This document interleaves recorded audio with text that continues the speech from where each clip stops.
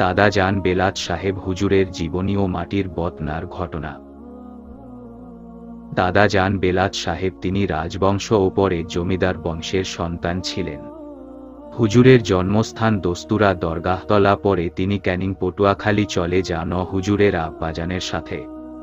সেখানে তিনি কিছু বছর কাটিয়েছেন ও অনেক খ্যাতি অর্জন করেছেন।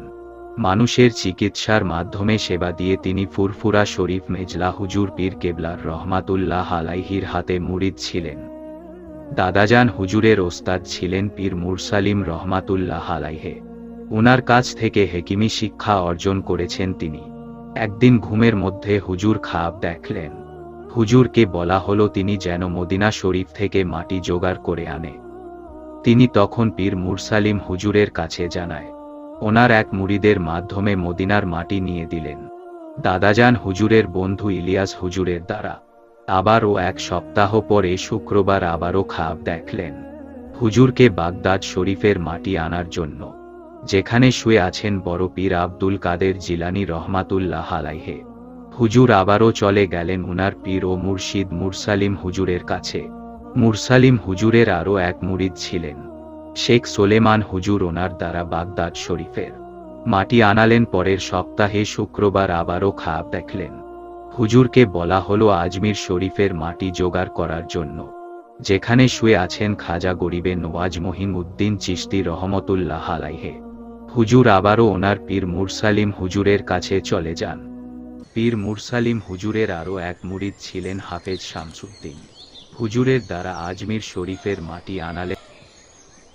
পরে চতুর্থ সপ্তাহে শুক্রবার দিন রাতে আবারও হুজুর ঘুমের মধ্যে খয়াব দেখলেন। হুজুরকে বলা হলো ফুরফুরা শরীফের মাটি নিয়ে আসার জন্য, যেখানে শুয়ে আছেন মোজাদ্দেদে জামান আবু বকর সিদ্দিক রহমাতুল্লাহ আলাইহে। হুজুর তখন নিজেই চলে গেলেন ওনার পীর মেজলা হুজুরের হাত থেকে মাটি নিয়ে আসলেন। আবারও পঞ্চমতম সপ্তাহে শুক্রবার দিন ঘুমের মধ্যে খয়াব দেখলেন। চলে যাও ঘুটিয়ারি শরীফ থেকে মাটি জোগাড় করে আনো, যেখানে শুয়ে আছেন গাজী মোবারক আলী রহমাতুল্লাহ আলাইহে। দাদাজান বেলাত সাহেব হুজুর নিজের হাতে তুলে আনলেন ঘটিয়া শরীফের মাটি। এভাবে তিনি 5 সপ্তাহ ধরে খয়াব দেখে মাটি জোগাড় করলেন। অনেকটা সময় এবং মাস ধরে 5 শরীফের মাটি জোগাড় করে আনার পর আবারও 3 মাস কেটে গেল দাদাজান বেলাত সাহেব হুজুরের। ঘুমের মধ্যে আর খয়াব দেখছেন না। দাদাজান হুজুর চিন্তায় পড়ে গেলেন, এই 5 শরীফের মাটি এখন আমি কি করব, কি কাজে লাগাবো? কোনো কিছু উপায় না পেয়ে তিনি চলে গেলেন ফুরফুরা দরবার শরীফ।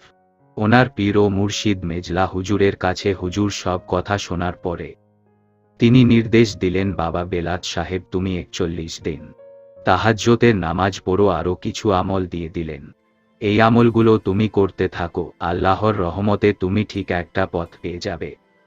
হুজুরের পীর ও মুর্শিদ মেজলা হুজুরের কথামতো সেইভাবেই তিনি চলাফেরা করতে লাগলেন।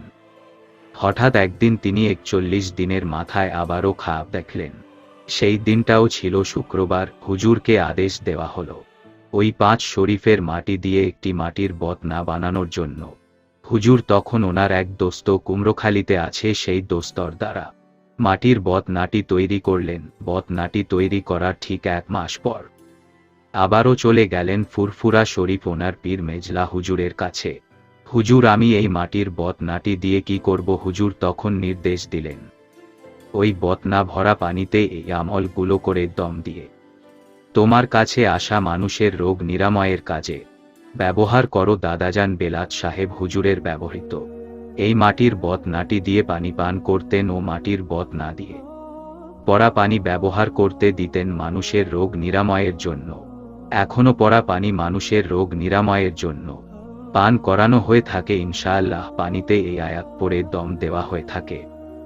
1 সূরা ফাতিহা 72 বার, 2 সূরা বাকারা 52 বার, 3 সূরা জিন 61 বার, 4 সূরা হাশর 7 বার, 5 সূরা সাফফাত 9 বার, 6 সূরা আল ইমরান 33 বার, 7 সূরা আর রহমান 11 বার, 8 আল্লাহর 99টি নাম 33,000 বার, 9 সূরা নাস 101 বার। দাদাজান বেলাত সাহেব হুজুরের ব্যবহৃত মাটির বদনাটি 5টি জায়গার মাটি দিয়ে তৈরি করা হয়েছিল। 1 মদিনা শরীফ, 2 ফুরফুরা শরীফ 3, খুটিয়ারি শরীফ 4, বাগদাদ শরীফ 5, আজমির শরীফ আলহামদুলিল্লাহ।